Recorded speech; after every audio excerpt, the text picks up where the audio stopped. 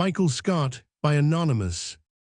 In the early part of Michael Scott's life, he was in the habit of emigrating annually to the Scottish metropolis for the purpose of being employed in his capacity of mason. One time, as he and two companions were journeying to the place of their destination for a similar object, they had occasion to pass over a high hill, the name of which is not mentioned, but which is supposed to have been one of the Grampians, and being fatigued with climbing, they sat down to rest themselves. They had no sooner done so than they were warned to take to their heels by the hissing of a large serpent, which they observed revolving itself towards them with great velocity. Terrified at the sight, Michael's two companions fled, while he, on the contrary, resolved to encounter the reptile.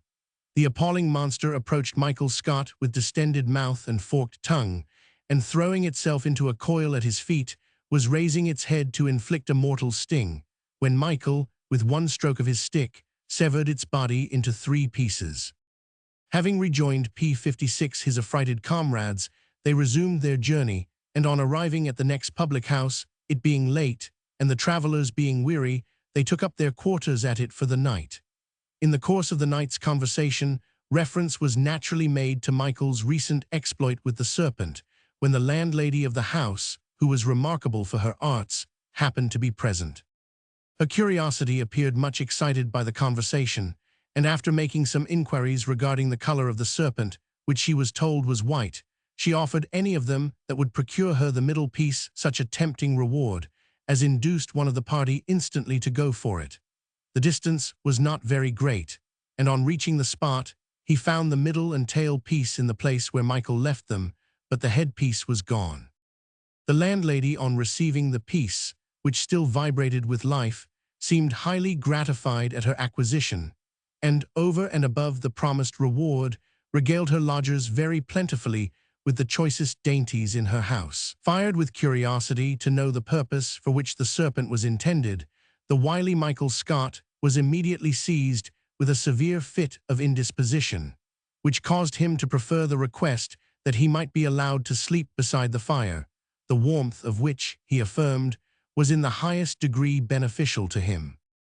P-57, never suspecting Michael Scott's hypocrisy, and naturally supposing that a person so severely indisposed would feel very little curiosity about the contents of any cooking utensils which might lie around the fire, the landlady allowed his request. As soon as the other inmates of the house were retired to bed, the landlady resorted to her darling occupation, and, in his feigned state of indisposition, Michael had a favorable opportunity of watching most scrupulously all her actions through the keyhole of a door leading to the next apartment where she was. He could see the rites and ceremonies with which the serpent was put into the oven, along with many mysterious ingredients, after which the unsuspicious landlady placed the dish by the fireside, where lay the distressed traveler, to stove till the morning. Once or twice in the course of the night, the wife of the change house, under the pretense of inquiring for her sick lodger and administering to him some renovating cordials, the beneficial effects of which he gratefully acknowledged, took occasion to dip her finger in her saucepan, upon which the cock, perched on his roost, crowed aloud.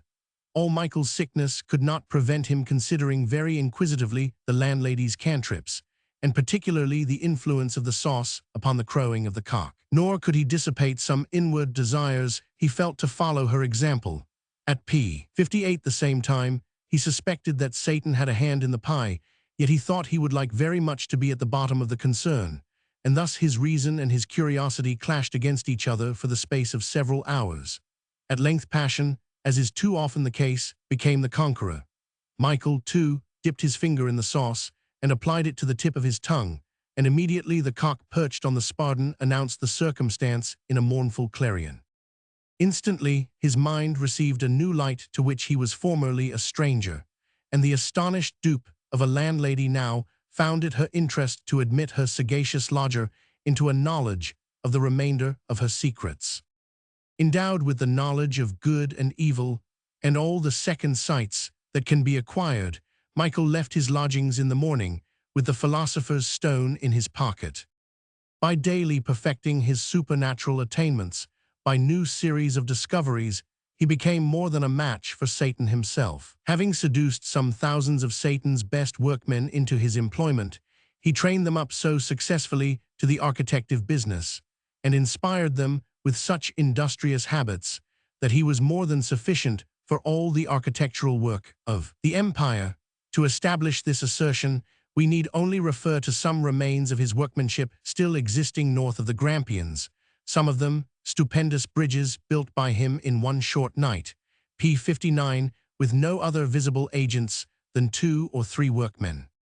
On one occasion work was getting scarce, as might have been naturally expected, and his workmen, as they were wont, flocked to his doors, perpetually exclaiming, "Work, work, work." Continually annoyed by their incessant entreaties, he called out to them in derision to go and make a dry road from Fortrose to Ardusser, over the Moray Firth. Immediately their cry ceased, and as Scott supposed it wholly impossible for them to execute his order, he retired to rest, laughing most heartily at the chimerical sort of employment he had given to his industrious workmen. Early in the morning, however, he got up and took a walk at the break of day down to the shore to divert himself at the fruitless labors of his zealous workmen. But on reaching the spot, what was his astonishment to find the formidable piece of work allotted to them only a few hours before already nearly finished. Seeing the great damage the commercial class of the community would sustain from the operation, he ordered the workmen to demolish the most part of their work, leaving, however, the point of Fortrose to show the traveller to this day the wonderful exploit of Michael Scott's ferries. On being thus again thrown out of employment, their former clamour was resumed, nor could Michael Scott, with all his sagacity, devise a plan to keep P60 them in innocent employment. He at length discovered one. "Go," says he, "and manufacture me ropes that will carry me to the back of the moon, of these materials, miller's suds and sea sand." Michael Scott here obtained rest from his active operators, for when other work failed them, he always dispatched them to their rope manufactory. But though these agents could never make proper ropes of those materials, their efforts to that effect are far from being contemptible, for some of their ropes are seen by the seaside to this day. We shall close our notice of Michael Scott by reciting one anecdote of him in the latter part of his life. In consequence of a violent quarrel which Michael Scott once had with a person whom he conceived to have caused him some injury, he resolved, as the highest punishment he could inflict upon him, to send his adversary to that evil place designed only for Satan and his black companions. He accordingly, by means of his supernatural machinations, sent the poor unfortunate man thither, and had he been sent by any other means than those of Michael Scott, he would no doubt have met with a warm reception. Out of pure spite to Michael, however, when Satan learned who was his billet master, he would no more receive him than he would receive the wife of Bate, and instead of treating the unfortunate man with the harshness characteristic P61 of him, he showed him considerable civilities. Introducing him to his Ben Tague, he directed her to show the stranger any curiosities he might wish to see, hinting very significantly that he had provided some accommodation for their mutual friend, Michael Scott, the sight of which might afford him some gratification. The polite housekeeper accordingly conducted the stranger through the principal apartments in the house, where he saw fearful sights, but the bed of Michael Scott, his greatest enemy, could not but feel satiated with revenge at the sight of it. It was a place too horrid to be described, filled promiscuously with all the awful brutes imaginable. Toads and lions, lizards and leeches, and amongst the rest, not the least conspicuous, a large serpent gaping for Michael Scott, with its mouth wide open. This last sight having satisfied the stranger's curiosity, he was led to the outer gate and came away. He reached his friends, and among other pieces of news touching his travels, he was not backward in relating the entertainment that awaited his friend Michael Scott, as soon as he would stretch his foot for the other world. But Michael did not at all appear disconcerted at his friend's intelligence. He affirmed that he would disappoint all his enemies in their expectations, in proof of which he gave the following signs. "When I am just dead," says he, "open my breast and extract my heart. Carry it to some place where P62 the public may see the result. You will then transfix it upon a long pole, and if Satan will have my soul, he will come in the likeness of a black raven and carry it off. And if my soul will be saved, it will be carried off by a white dove.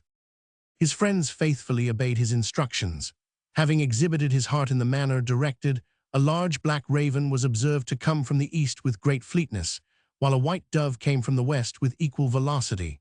The raven made a furious dash at the hart, missing which it was unable to curb its force till it was considerably past it, and the dove, reaching the spot at the same time, carried off the hart amidst the rejoicing and ejaculations of the spectators.